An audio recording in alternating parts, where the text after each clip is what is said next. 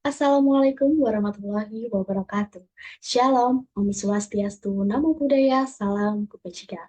Salam sejahtera untuk kita semua. Kembali lagi bersama saya pada hari ini, kita akan membahas salah satu mata pelajaran yang ada di jurusan Manajemen Perkantoran dan Layanan Bisnis, yaitu Administrasi Kepegawaian. Bicara terkait administrasi kepegawaian, pasti teman-teman akan tergesit, apa sih itu administrasi? Apa sih itu pegawai? Dan apa sih itu administrasi kepegawaian? Apa hubungan antara administrasi dan kepegawaian? Kita akan bahas setelah yang satu ini.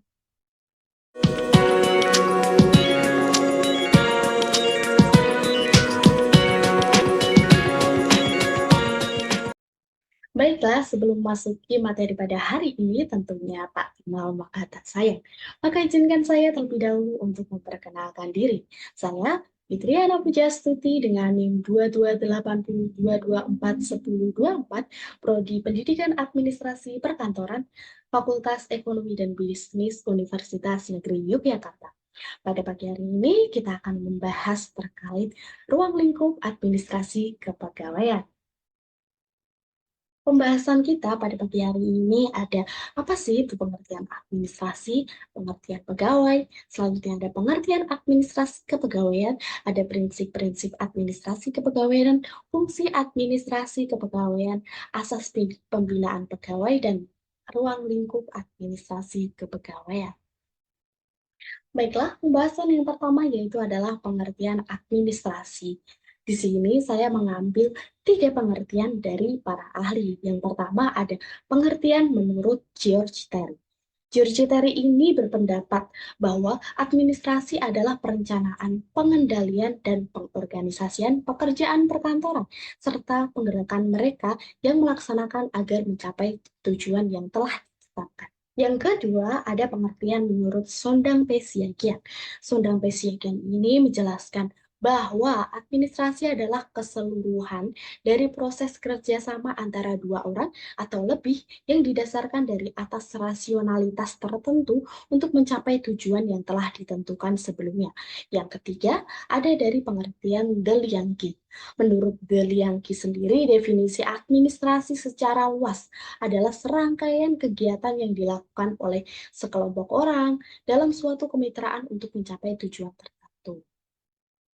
Dari kesimpulan 3 pengertian para ahli tadi, dapat didefinisikan bahwa administrasi merupakan suatu bentuk usaha dan kegiatan yang berkaitan dengan pengaturan kebijaksanaan untuk mencapai tujuan. Pokok yang kedua, kita akan bahas apa sih itu pengertian pegawai.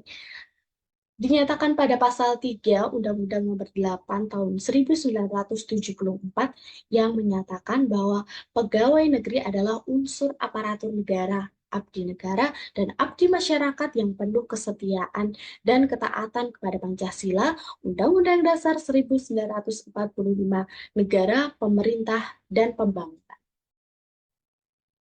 Pokok bahasan yang ketiga yaitu ada pengertian administrasi kepegawaian. Administrasi kepegawaian sendiri pada dasarnya adalah proses yang paling dasar dalam pengumpulan informasi yang berhubungan dengan sistem kepegawaian. Hal ini dilakukan dengan cara mengumpulkan informasi yang berhubungan dengan kelengkapan atau perlengkapan dari administrasi umum yang berhubungan dengan seorang personal. Yang selanjutnya adalah perumusan administrasi kepegawaian. Adapun administrasi kepegawaian ini dapat dirumuskan menjadi 4 perumusan. Yang pertama ada sebagai ilmu. Apa sih itu sebagai ilmu? Sebagai ilmu mempelajari segenap proses penggunaan tenaga manusia sejak penerimaan hingga pemberhentiannya. Yang selanjutnya administrasi sebagai proses penyelenggaraan politik kepegawaian atau kebijakan politik kepegawaian atau program kerja atau tujuan yang berhubungan dengan tenaga kerja manusia yang digunakan dalam usaha kerjasama untuk mencapai tujuan tertentu.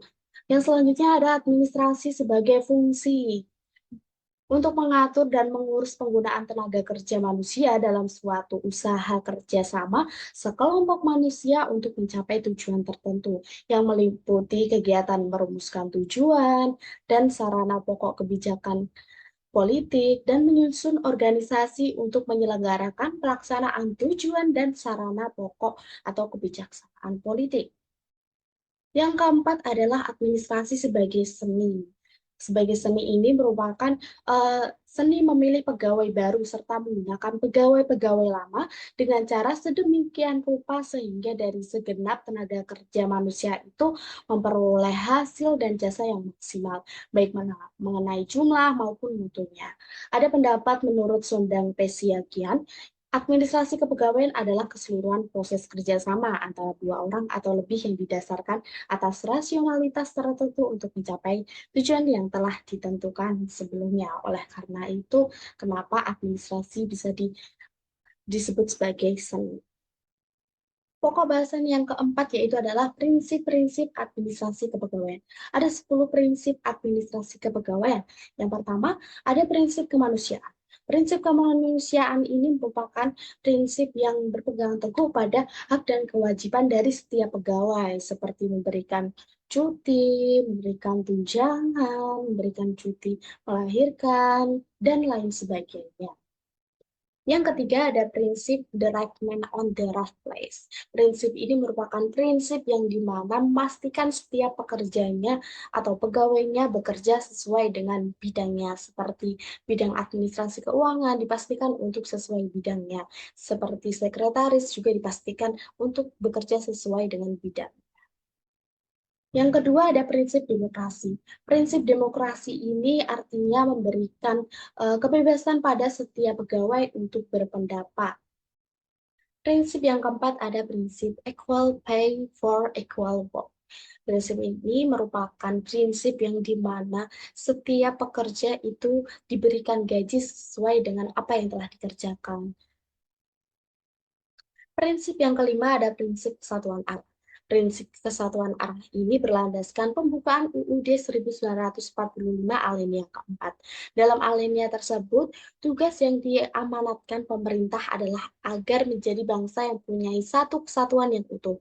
Dengan adanya prinsip kesatuan arah ini, diharapkan bisa mencapai kesejahteraan masyarakat Indonesia secara menyeluruh.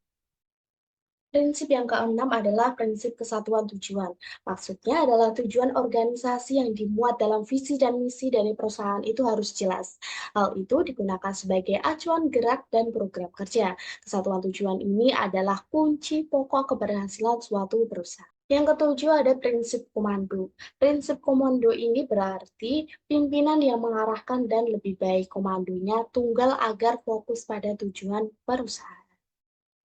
Prinsip yang kedelapan ada prinsip efisiensi dan produktivitas kerja. Prinsip ini harus jelas karena berhubungan dengan prinsip the right man on the right place. Artinya, setiap pekerja harus mengerjakan pekerjaannya dengan baik sesuai dengan bidangnya agar tercipta pekerjaan yang maksimal dan tidak terjadi kesalahan. Prinsip yang kesembilan adalah prinsip disiplin. Prinsip ini merupakan prinsip yang dimana mengharuskan setiap pegawai atau pekerjanya untuk mengikuti setiap aturan yang ada di perusahaan tersebut. Seperti salah satunya adalah datang tepat waktu. Yang terakhir ada prinsip wewenang dan tanggung jawab atau job description. Prinsip ini harus jelas karena berhubungan dengan prinsip komando. Wewenang dan tanggung jawab setiap pegawai itu harus jelas agar bisa menjadi sebuah rujukan dalam melaksanakan tugasnya di perusahaan pegawai itu bekerja dan mereka juga harus memahaminya dengan baik. Pokok bahasan yang kelima ada fungsi administrasi kepegawaian. Fungsi administrasi kepegawaian ini dibagi menjadi dua, yaitu fungsi teknis administrasi kepegawaian dan fungsi umum administrasi kepegawaian. Yang pertama ada fungsi teknis administrasi kepegawaian. Pada hakikatnya, administrasi kepegawaian melakukan dua fungsi, yaitu fungsi manajerial dan fungsi operatif atau teknis. Fungsi manajerial sendiri berkaitan dengan pekerjaan, pikiran, atau menggunakan pikiran mental yang meliputi perencanaan, pengorganisasian, pengarahan, dan pengendalian pegawai. Sedangkan fungsi operatif sendiri atau fungsi teknis berkaitan dengan kegiatan-kegiatan yang dilakukan dengan secara fisik yang meliputi pengadaan, pengembangan, kompensasi, integrasi, pemeliharaan, dan pemensiunan pegawai. Yang selanjutnya ada fungsi umum administrasi kepegawaian. Fungsi umum ini masih dibagi menjadi dua, yaitu perencanaan pegawai dan pengorganisasian pegawai. Perencanaan pegawai dapat didefinisikan sebagai proses penentuan kebutuhan pegawai pada masa yang akan datang, berdasarkan perubahan-perubahan yang telah terjadi dan persediaan tenaga kerja yang ada. Perencanaan pegawai ini merupakan bagian penting. Selain itu, perencanaan pegawai juga berperan sebagai kontributor pada proses perencanaan strategis karena membantu organisasi dalam menentukan sumber-sumber yang diperlukan untuk membantu menentukan yang benar-benar dapat dicapai dengan sumber-sumber yang tersebut. Pengorganisasian kepegawaian. Pengorganisasian adalah suatu langkah untuk menetapkan, menggolongkan, dan mengatur berbagai macam kegiatan yang dipandang perlu atau penetapan tugas dan wewenang seseorang, serta pendelegasian wewenang. Dalam rangka untuk mencapai tujuan, pengorganisasian sendiri mengantarkan semua sumber dasar atau manusia dan non-manusia ke dalam suatu pola tertentu, sehingga orang-orang yang bekerja di dalamnya dapat bekerja secara berdaya guna dan berhasil guna dalam mencapai tujuan yang telah ditetapkan. Pokok bahasan yang keenam ada asas pembinaan pegawai. Dalam menjalankan tugasnya, pegawai ASN itu harus berdasarkan pada asas antara lain. Yang pertama ada asas kepastian hukum. Setiap penyelenggaraan kebijakan dan manajemen ASN itu harus mengutamakan landasan peraturan perundang-undangan, kepatutan, dan keadilan. Selanjutnya, yang kedua ada asas profesionalitas. Asas ini adalah asas yang mengutamakan keahlian yang berlandasan kode etik dan ketentuan peraturan perundang-undangan. Yang ketiga ada asas proporsionalitas. Asas ini adalah mengutamakan keseimbangan antara hak dan kewajiban pegawai ASN. Yang keempat, ada asas keterpaduan. Asas ini adalah asas yang dimana pengelolaan pegawai ASN itu didasarkan pada sistem pengolahan yang terpadu secara nasional. Pokok bahasan yang ketujuh atau pokok bahasan yang terakhir ada ruang lingkup administrasi kepegawaian. Dalam instansi pemerintah, administrasi kepegawaian tidak lepas dari kegiatan administrasi secara keseluruhan. Lingkup kegiatan administrasi kepegawaian antara lain penerimaan, penempatan, pengembangan, dan pemberhentian tenaga kerja dalam rangka memenuhi kebutuhan organisasi sesuai dengan tujuan yang telah ditetapkan sebelumnya. Dengan demikian, sasaran dan ruang lingkup kegiatan ini sekaligus memberikan pengertian administrasi kepegawaian. Baik, memasuki kesimpulan. Jadi, kesimpulan dari ruang lingkup administrasi kepegawaian tadi, yang di mana administrasi kepegawaian itu pada hakikatnya melakukan dua fungsi ya teman-teman, yaitu ada fungsi manajerial dan fungsi operatif. Fungsi manajerial sendiri itu berkaitan dengan pekerjaan pikiran atau menggunakan pikiran mental. Selanjutnya yaitu fungsi operatif, itu berkaitan dengan kegiatan-kegiatan yang dilakukan secara fisik. Yang selanjutnya ada kegiatan-kegiatan apa sih yang ada dalam administrasi kepegawaian, yaitu diantaranya ada satu, staffing. Kegiatan ini meliputi penyaringan, interview, pengangkatan, analisis pekerjaan, uraian pekerjaan, promosi, mutasi, dan perluasan pekerjaan. Yang kedua ada kegiatan pembinaan. Kegiatan ini meliputi bimbingan penilaian kepegawaian, inventarisasi, kontrol pemindahan, pelayanan kesehatan, pencegahan kecelakaan, kesejahteraan kepegawaian, dan sebagainya. Yang ketiga ada kegiatan hubungan kepegawaian. Kegiatan ini meliputi hubungan serikat kerja dengan organisasi serikat kerja lainnya atau hubungan antara serikat kerja dengan perusahaan, perundingan kontrak kerja, keluhan buruh, perwasitan apabila terjadi perselisihan, dan sebagainya.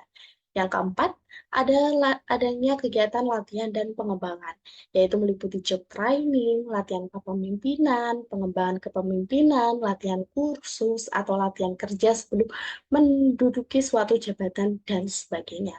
Yang kelima ada kegiatan kompensasi. Kegiatan ini meliputi gaji atau upah, tunjangan, bonus, pembagian laba, hadiah, dan sebagainya.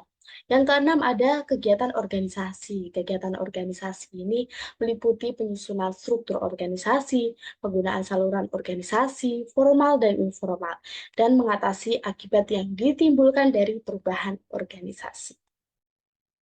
Yang ketujuh ada kegiatan administrasi. Kegiatan ini meliputi penjelasan dan penafsiran mengenai otoritas, konsultasi, partisipasi, gaya kepemimpinan, dan sebagainya. Yang kedelapan ada kegiatan kebijaksanaan kepegawaian dan pelaksanaannya, yang dimana meliputi penentuan kebijaksanaan, strategi, dan perencanaan kebutuhan tenaga. Yang kesembilan, ada komunikasi kepegawaian. Kegiatan ini meliputi buku petunjuk, saluran komunikasi, pengendalian gosip, keluh kesah, mendengarkan keluhan, survei tingkah laku, modal, dan pengharapan. Yang terakhir, ada tinjauan, perhitungan, penelitian yang meliputi program laporan dan pencatatan, evaluasi kebijaksanaan, dan program pengajuan teori inovasi, percobaan, serta analisis biaya dan keuntungan. Baik, itu tadi materi singkat yang dapat saya sampaikan terkait ruang lingkup administrasi kepegawaian. Gimana teman-teman? Ternyata banyak juga ya ruang lingkup administrasi kepegawaian itu sendiri. Semoga video tadi dapat mengedukasi teman-teman semuanya. Apabila ada yang ingin bertanya nih, kalian dapat meninggalkan pertanyaan di kolom chat di bawah ini. Terima kasih, jangan lupa untuk like and subscribe channel YouTube ini. Sekian dari saya. Wassalamualaikum warahmatullahi wabarakatuh. Baik, itu tadi materi singkat yang dapat saya sampaikan terkait ruang lingkup administrasi kepegawaian. Gimana teman-teman? Ternyata banyak juga ya ruang lingkup administrasi kepegawaian itu sendiri. Semoga video tadi dapat mengedukasi teman-teman semuanya. Apabila ada yang ingin bertanya nih, kalian dapat meninggalkan pertanyaan di kolom chat di bawah ini. Terima kasih, jangan lupa untuk like and subscribe channel YouTube ini. Sekian dari saya. Wassalamualaikum warahmatullahi wabarakatuh.